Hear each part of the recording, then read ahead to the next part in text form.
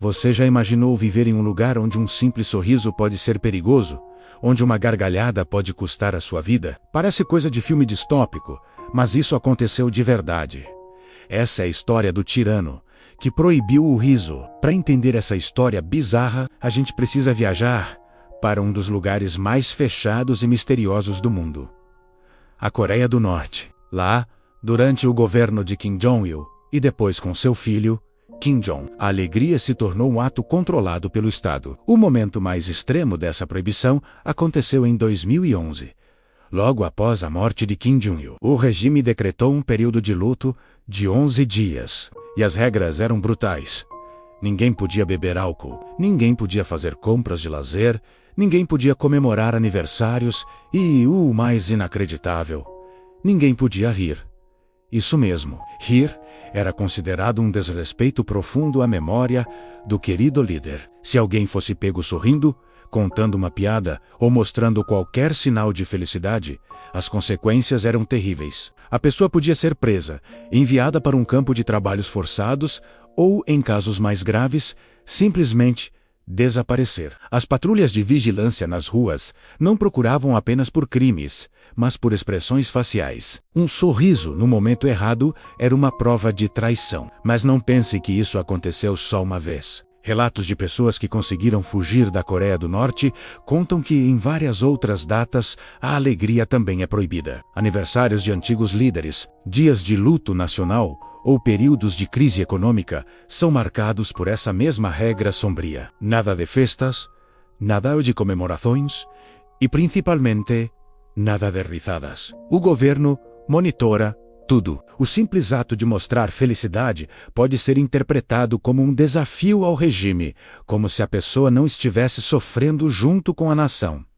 Pense nisso por um segundo. Imagine crescer em um ambiente onde você é vigiado 24 horas por dia, onde até a sua expressão facial pode te colocar em perigo mortal. Nas escolas, as crianças aprendem desde cedo a controlar suas emoções. Nos locais de trabalho, a seriedade é a norma. E até dentro de casa, com a família, o medo substitui o humor. A risada, aquele som universal que no resto do mundo significa leveza, conexão e alegria, ali foi transformada em uma ameaça. Mas por que um governo faria algo tão extremo? A resposta é assustadora e revela muito sobre como funcionam os regimes totalitários. Eles não querem controlar apenas o que você faz ou diz. Eles querem controlar o que você sente. A alegria é uma forma de resistência.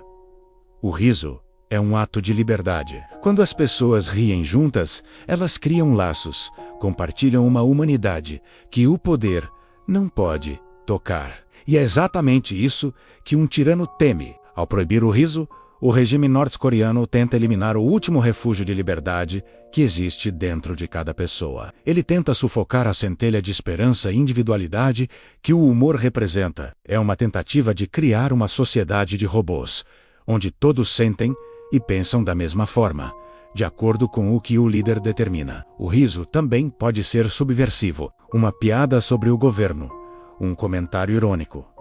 Tudo isso pode minar a imagem de poder e infalibilidade que os ditadores constroem. Por isso, em um lugar onde o líder é tratado como um deus, o humor é visto como blasfêmia. A história da Coreia do Norte se tornou o exemplo mais radical de como o poder absoluto pode corromper e sufocar até os gestos mais simples e humanos. É a história de um país inteiro obrigado a manter uma expressão séria, de um povo que vive sob um medo constante e de um regime que ousou declarar guerra contra a própria alegria. É um lembrete poderoso de que a liberdade de expressão não é apenas sobre palavras, mas também sobre o direito de sorrir, de rir e de ser feliz. A capacidade de encontrar humor, mesmo nas situações mais difíceis, é uma das coisas que nos torna humanos. E quando um poder tenta tirar isso de nós, ele está tentando tirar nossa própria humanidade. Por isso, da próxima vez que você dar uma boa gargalhada, lembre-se